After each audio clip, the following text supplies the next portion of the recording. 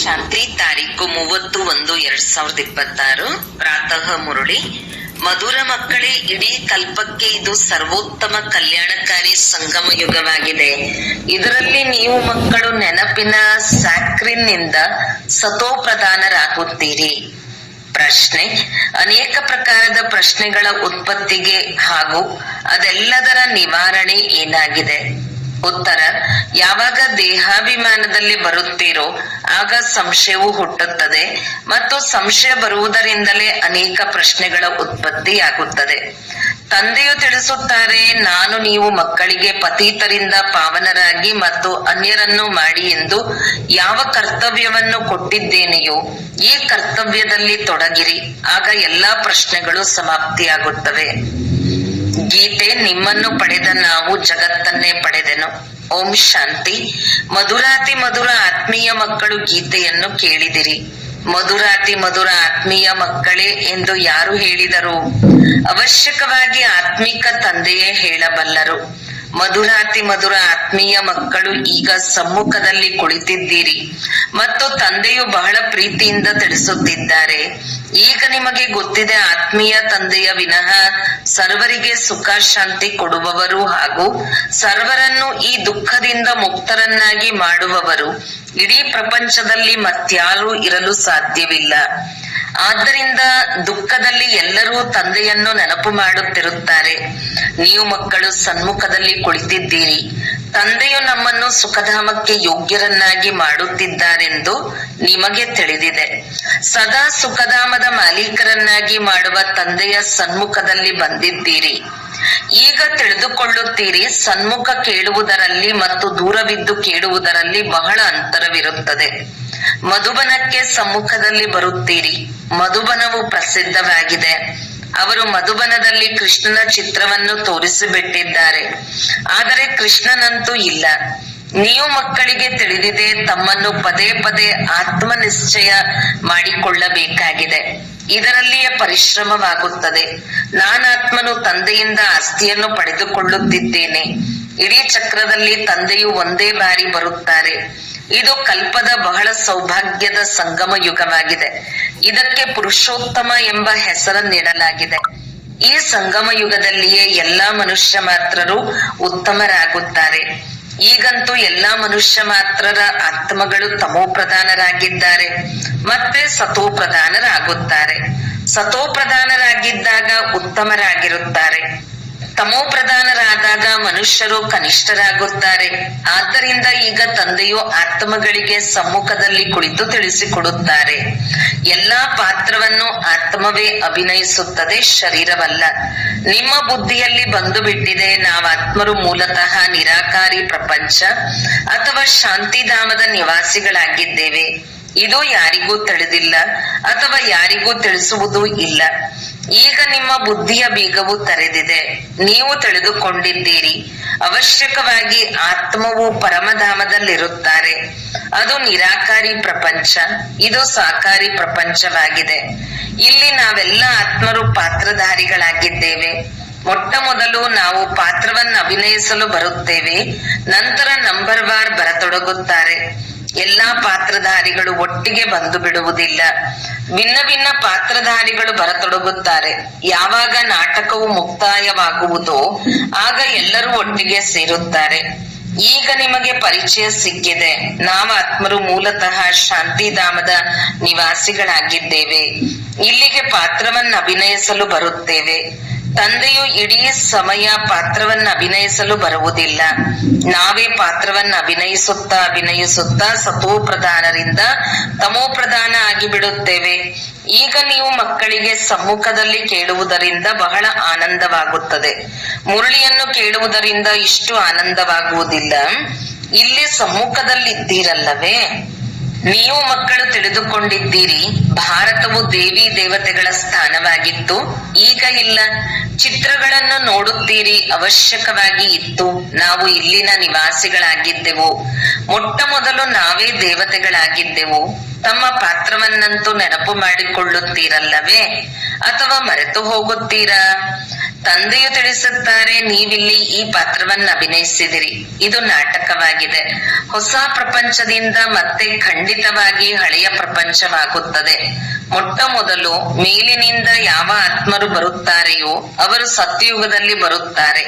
ಇವೆಲ್ಲ ಮಾತುಗಳು ಈಗ ನಿಮ್ಮ ಬುದ್ಧಿಯಲ್ಲಿವೆ. ನೀವು ವಿಶ್ವದ ಮಾಲೀಕರು, ಮಹಾರಾಜ ಮಹಾರಾಣಿಯರಾಗಿದ್ದೀರಿ. ನಿಮ್ಮದು ರಾಜಧಾನಿ ಇತ್ತು, ಈಗಂತೂ ರಾಜಧಾನಿ ಇಲ್ಲ.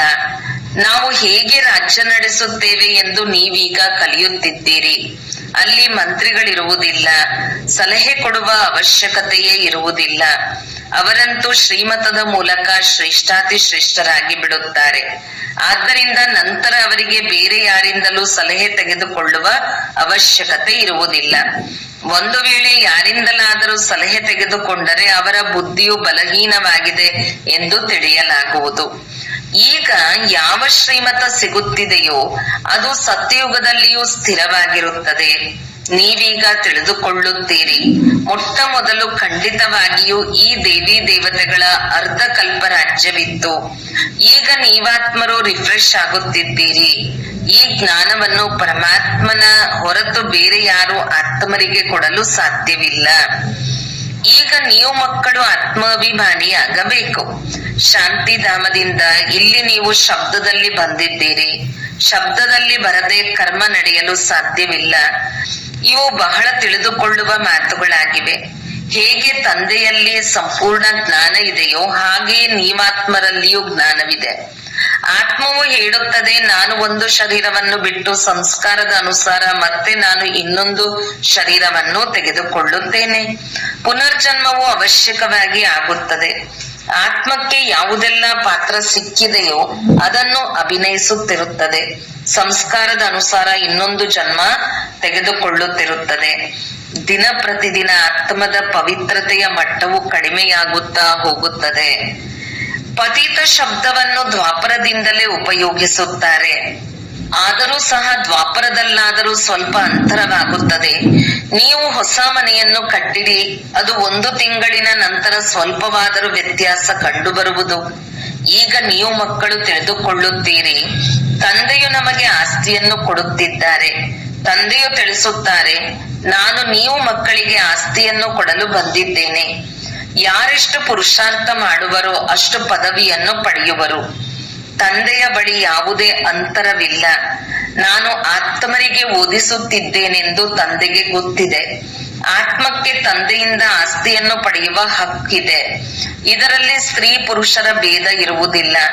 ನೀವೆಲ್ಲರೂ ಮಕ್ಕಳಾಗಿದ್ದೀರಿ. ತಂದೆಯಿಂದ ಆಸ್ತಿಯನ್ನು ತೆಗೆದುಕೊಳ್ಳುತ್ತಿದ್ದೀರಿ. ಎಲ್ಲ ಆತ್ಮರು ಸಹೋದರರಾಗಿದ್ದಾರೆ. ಯಾರಿಗೆ ತಂದೆಯು ಓದಿಸುತ್ತಾರೆ, ಆಸ್ತಿಯನ್ನು ಕೊಡುತ್ತಾರೆ, ತಂದೆಯ ಆತ್ಮಿಕ ಮಕ್ಕಳೊಂದಿಗೆ ಮಾತನಾಡುತ್ತಾರೆ.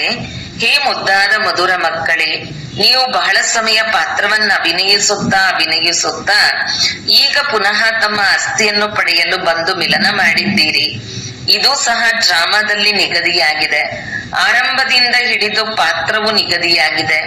ನೀವು ಪಾತ್ರಧಾರಿಗಳು ಪಾತ್ರವನ್ನು ಅಭಿನಯಿಸುತ್ತಾ ಪಾತ್ರ ಮಾಡುತ್ತಿರುತ್ತೀರಿ.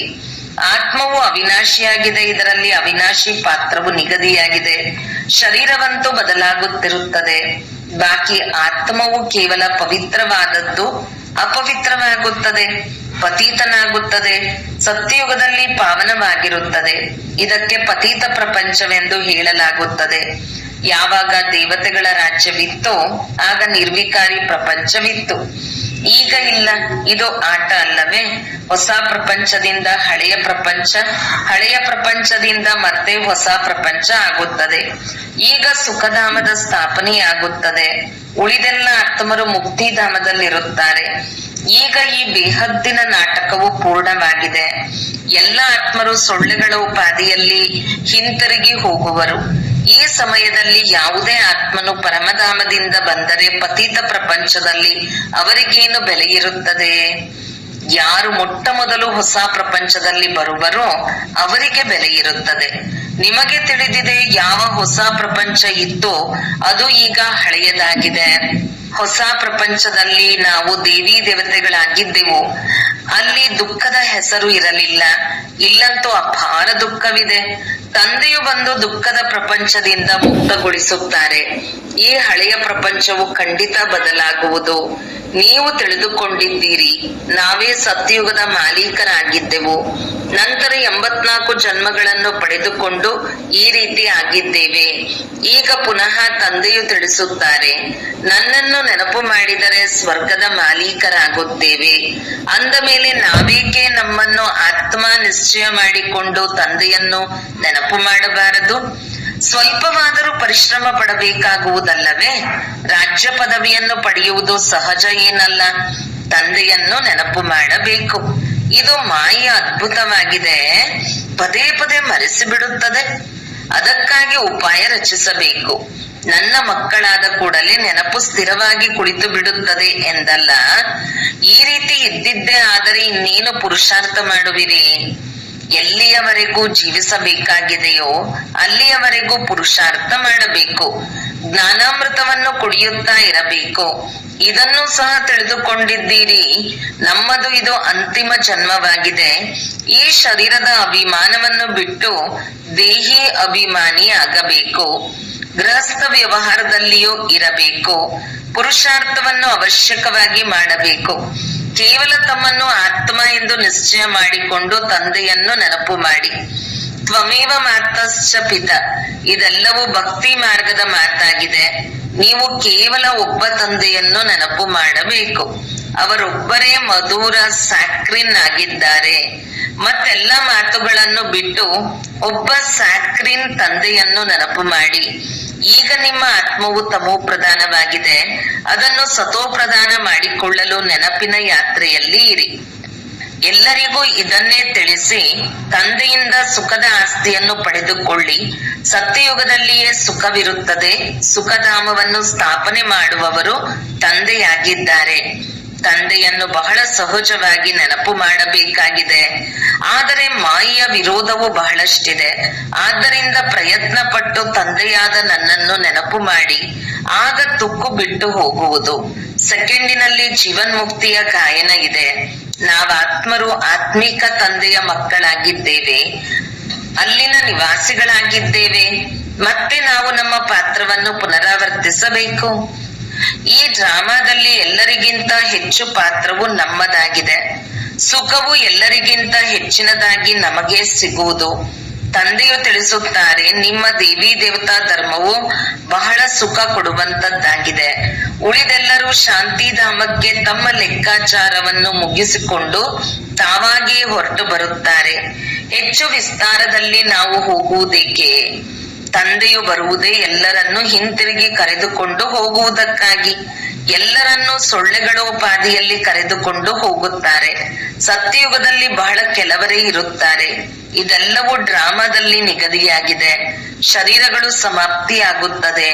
ಯಾವ ಅವಿನಾಶಿ ಆತ್ಮ ಇದೆಯೋ ಅದು ಎಲ್ಲಾ ಲೆಕ್ಕಾಚಾರಗಳನ್ನು ಮುಗಿಸಿ ಹೊರಟು ಹೋಗುವುದು. ಆತ್ಮವು ಬೆಂಕಿಯಲ್ಲಿದ್ದು ಪವಿತ್ರವಾಗುವುದೆಂದಲ್ಲ, ಆತ್ಮವು ನೆನಪು ಎಂಬ ಯೋಗಾಗ್ನಿಯಿಂದಲೇ ಪವಿತ್ರವಾಗಬೇಕು. ಇದು ಯೋಗದ ಅಗ್ನಿಯಾಗಿದೆ. ಇದನ್ನು ಅವರು ನಾಟಕವಾಗಿ ಬರೆದು ಬಿಟ್ಟಿದ್ದಾರೆ. ಸೀತೆಯು ಬೆಂಕಿಯಿಂದ ಪಾರಾದಳು ಎಂದು. ಬೆಂಕಿಯಿಂದ ಯಾರು ಪಾವನರಾಗುವುದಿಲ್ಲ. ತಂದೆಯು ತಿಳಿಸುತ್ತಾರೆ, ನೀವೆಲ್ಲ ಸೀತೆಯರು ಈ ಸಮಯದಲ್ಲಿ ಪತೀತರಾಗಿದ್ದೀರಿ. ರಾವಣನ ರಾಜ್ಯದಲ್ಲಿದ್ದೀರಿ. ಈಗ ಒಬ್ಬ ತಂದೆಯ ನೆನಪಿನಿಂದ ನೀವು ಪಾವನರಾಗಬೇಕು. ರಾಮನು ಒಬ್ಬರೇ ಆಗಿದ್ದಾರೆ. ಅಗ್ನಿ ಶಬ್ದವನ್ನು ಕೇಳುವುದರಿಂದ ಬೆಂಕಿಯಿಂದ ಪಾರಾದಳು ಎಂದು ತಿಳಿಯುತ್ತಾರೆ. ಯೋಗಾಗ್ನಿಯಲ್ಲಿ, ಆ ಅಗ್ನಿಯಲ್ಲಿ ಆತ್ಮವು ಪರಮಪಿತ ಪರಮಾತ್ಮನೊಂದಿಗೆ ಯೋಗವನ್ನಿಡುವುದರಿಂದಲೇ ಪತೀತನಿಂದ ಪಾವನ ಆಗುವುದು. ರಾತ್ರಿ ಹಗಲಿನ ಅಂತರವಿದೆ. ನರಕದಲ್ಲಿ ಎಲ್ಲಾ ಸೀತೆಯರು ರಾವಣನ ಜೈಲಿನಲ್ಲಿ ಶೋಕವಾಟಿಕೆಯಲ್ಲಿದ್ದಾರೆ. ಇಲ್ಲಿನ ಸುಖವಂತೂ ಕಾಗವಿಷ್ಟ ಸಮಾನವಾಗಿದೆ. ಹೋಲಿಕೆ ಮಾಡಲಾಗುತ್ತದೆ. ಸ್ವರ್ಗದ ಸುಖವಂತೂ ಅಪಾರವಾಗಿರುತ್ತದೆ. ಈಗ ಶಿವಪ್ರಿಯತಮನ ಜೊತೆ ನೀವ್ ಆತ್ಮರ ನಿಶ್ಚಿತಾರ್ಥವಾಗಿದೆ ಅಂದಾಗ ಆತ್ಮವು ಸ್ತ್ರೀ ಆಯಿತಲ್ಲವೇ? ಶಿವ ತಂದೆಯು ತಿಳಿಸುತ್ತಾರೆ, ಕೇವಲ ನನ್ನನ್ನು ನೆನಪು ಮಾಡಿ, ಆಗ ನೀವು ಪಾವನರಾಗಿ ಬಿಡುತ್ತೀರಿ, ಶಾಂತಿಧಾಮಕ್ಕೆ ಹೋಗಿ ಮತ್ತೆ ಸುಖಧಾಮದಲ್ಲಿ ಬರುತ್ತೀರಿ ಅಂದಾಗ ಮಕ್ಕಳು ಜ್ಞಾನರತ್ನಗಳಿಂದ ಜೋಳಿಗೆಯನ್ನು ತುಂಬಿಸಿಕೊಳ್ಳಬೇಕು. ಯಾವುದೇ ಪ್ರಕಾರದ ಸಂಶಯವನ್ನು ತರಬಾರದು. ದೇಹಾಭಿಮಾನದಲ್ಲಿ ಬರುವುದರಿಂದಲೇ ಅನೇಕ ಪ್ರಕಾರದ ಪ್ರಶ್ನೆಗಳು ಏಳುತ್ತವೆ. ಆಗ ತಂದೆಯು ಯಾವ ಕರ್ತವ್ಯ ಕೊಡುತ್ತಾರೆಯೋ ಅದನ್ನು ಮಾಡುವುದಿಲ್ಲ. ಮೂಲ ಮಾತೇನೆಂದರೆ ನಾವು ಪತೀತರಿಂದ ಪಾವನರಾಗಬೇಕು, ಅನ್ಯ ಮಾತುಗಳನ್ನು ಬಿಟ್ಟು ಬಿಡಬೇಕು. ಆ ರಾಜಧಾನಿಯಲ್ಲಿ ಎಂತಹ ರೀತಿ ಪದ್ಧತಿಗಳು ಇರುವವೋ ಅವೇ ನಡೆಯುವವು. ಹೇಗೆ ಮಹಲುಗಳನ್ನು ಕಟ್ಟಿದ್ದರೋ ಹಾಗೆಯೇ ಕಟ್ಟುತ್ತಾರೆ. ಮೂಲ ಮಾತು ಪವಿತ್ರರಾಗುವುದಾಗಿದೆ. ಹೇ ಪತೀತ ಪಾವನ ಎಂದು ಕರೆಯುತ್ತಾರೆ. ಪಾವನರಾದಾಗಲೇ ಸುಖಿಯಾಗುತ್ತೀರಿ. ಎಲ್ಲರಿಗಿಂತ ಪಾವನರು ದೇವಿ ದೇವತೆಗಳಾಗಿದ್ದಾರೆ. ನೀವೀಗ 21 ಜನ್ಮಗಳಿಗಾಗಿ ಸರ್ವೋತ್ತಮ ಪಾವನರಾಗುತ್ತೀರಿ. ಅವರಿಗೆ ಸಂಪೂರ್ಣ ನಿರ್ವಿಕಾರಿ ಪಾವನರೆಂದು ಹೇಳಲಾಗುತ್ತದೆ. ತಂದೆಯು ಯಾವ ಶ್ರೀಮತವನ್ನು ಕೊಡುತ್ತಾರೆಯೋ ಅದರಂತೆ ನಡೆಯಬೇಕು. ಯಾವುದೇ ಸಂಕಲ್ಪ ತರುವ ಅವಶ್ಯಕತೆ ಇಲ್ಲ. ಮೊದಲು ನಾವು ಪತೀತರಿಂದ ಪಾವನರಾಗಬೇಕು. ಹೇ ಪತೀತ ಪಾವನ ಎಂದು ಕರೆಯುತ್ತಾರೆ, ಆದರೆ ತಿಳಿದುಕೊಳ್ಳುವುದೇನೂ ಇಲ್ಲ. ಪತೀತ ಪಾವನ ಯಾರೆಂಬುದನ್ನು ಸಹ ತಿಳಿದುಕೊಂಡಿಲ್ಲ. ಇದು ಪತೀತ ಪ್ರಪಂಚ, ಅದು ಪಾವನ ಪ್ರಪಂಚವಾಗಿದೆ. ಮುಖ್ಯ ಮಾತು ಪಾವನರಾಗುವುದಾಗಿದೆ. ಪಾವನರನ್ನಾಗಿ ಯಾರು ಮಾಡುತ್ತಾರೆ? ಇದೇನನ್ನೂ ತಿಳಿದುಕೊಂಡಿಲ್ಲ. ಪತೀತ ಪಾವನನೆಂದು ಹೇಳಿ ಕರೆಯುತ್ತಾರೆ, ಆದರೆ ನೀವು ಪತೀತರಾಗಿದ್ದೀರಿ ಎಂದು ಹೇಳಿದ್ದೇ ಆದರೆ ಕೋಪಿಸಿಕೊಳ್ಳುತ್ತಾರೆ. ತನ್ನನ್ನು ಯಾರೂ ವಿಕಾರಿ ಎಂದು ತಿಳಿದುಕೊಳ್ಳುವುದಿಲ್ಲ. ಗೃಹಸ್ಥದಲ್ಲಂತೂ ಎಲ್ಲರೂ ಇದ್ದರು, ರಾಧೆ ಕೃಷ್ಣ ಲಕ್ಷ್ಮೀನಾರಾಯಣರಿಗೂ ಸಹ ಮಕ್ಕಳಿದ್ದರು ಎಂದು ಹೇಳುತ್ತಾರೆ. ಅಲ್ಲಿ ಯೋಗ ಬಲದಿಂದ ಮಕ್ಕಳು ಜನ್ಮ ಪಡೆಯುತ್ತಾರೆಂದು ಮರೆತು ಹೋಗಿದ್ದಾರೆ. ಅದಕ್ಕೆ ನಿರ್ವಿಕಾರಿ ಪ್ರಪಂಚ ಸ್ವರ್ಗವೆಂದು ಹೇಳಲಾಗುತ್ತದೆ. ಅದು ಶಿವಾಲಯವಾಗಿದೆ. ತಂದೆಯು ತಿಳಿಸುತ್ತಾರೆ, ಪತೀತ ಪ್ರಪಂಚದಲ್ಲಿ ಯಾರೊಬ್ಬರೂ ಪಾವನರು ಇರುವುದಿಲ್ಲ. ಈ ತಂದೆಯಂತೂ ತಂದೆ, ಶಿಕ್ಷಕ ಮತ್ತು ಸದ್ಗುರುವಾಗಿದ್ದಾರೆ. ಎಲ್ಲರಿಗೆ ಸದ್ಗತಿ ನೀಡುತ್ತಾರೆ. ಅವರಾದರೆ ಒಬ್ಬ ಗುರು ಹೊರಟು ಹೋದರೆ ಮತ್ತೆ ಮಕ್ಕಳಿಗೆ ಸಿಂಹಾಸನ ಕೊಡುತ್ತಾರೆ. ಅಂದ ಮೇಲೆ ಅವರು ಹೇಗೆ ಸದ್ಗತಿಯಲ್ಲಿ ಕರೆದುಕೊಂಡು ಹೋಗುವರು? ಸರ್ವರ ಸದ್ಗತಿದಾತನು ಒಬ್ಬರೇ ಆಗಿದ್ದಾರೆ. ಸತ್ಯಯುಗದಲ್ಲಿ ಕೇವಲ ದೇವಿ ದೇವತೆಗಳಿರುತ್ತಾರೆ. ಬಾಕಿ ಇಷ್ಟೆಲ್ಲ ಆತ್ಮಗಳು ಶಾಂತಿಧಾಮಕ್ಕೆ ಹೊರಟು ಹೋಗುವರು. ರಾವಣ ರಾಜ್ಯದಿಂದ ಮುಕ್ತರಾಗುತ್ತಾರೆ. ತಂದೆಯು ಎಲ್ಲರನ್ನೂ ಪವಿತ್ರರನ್ನಾಗಿ ಮಾಡಿ ಕರೆದುಕೊಂಡು ಹೋಗುತ್ತಾರೆ. ಪಾವನರಿಂದ ಕೂಡಲೇ ಯಾರು ಪತೀತರಾಗುವುದಿಲ್ಲ, ಕ್ರಮೇಣವಾಗಿ ಇಳಿಯುತ್ತಾರೆ. ಸತೋ ಪ್ರಧಾನರಿಂದ ಸತೋ ರಜೋ ತಮೋ. ನಿಮ್ಮ ಬುದ್ಧಿಯಲ್ಲಿ 84 ಜನ್ಮಗಳ ಚಕ್ರವು ಕುಳಿತಿದೆ. ನೀವೀಗ ಲೈಟ್ ಹೌಸ್ ಆಗಿದ್ದೀರಿ. ಜ್ಞಾನದಿಂದ ಈ ಚಕ್ರವು ಹೇಗೆ ಸುತ್ತುತ್ತದೆ ಎಂಬುದನ್ನು ತಿಳಿದುಕೊಂಡಿದ್ದೀರಿ. ಈಗ ನೀವು ಮಕ್ಕಳು ಮತ್ತೆಲ್ಲರಿಗೂ ಮಾರ್ಗವನ್ನು ತಿಳಿಸಬೇಕು. ಎಲ್ಲರೂ ದೋಣಿಗಳಾಗಿದ್ದಾರೆ. ನೀವು ಮಾರ್ಗವನ್ನು ತಿಳಿಸುವ ಅಂಬಿಗನಾಗಿದ್ದೀರಿ. ಎಲ್ಲರಿಗೆ ತಿಳಿಸಿ ತಾವು ಶಾಂತಿಧಾಮವನ್ನು ಸುಖಧಾಮವನ್ನು ನೆನಪು ಮಾಡಿ ಕಲಿಯುಗ ದುಃಖಧಾಮವನ್ನು ಮರೆತು ಬಿಡಿ.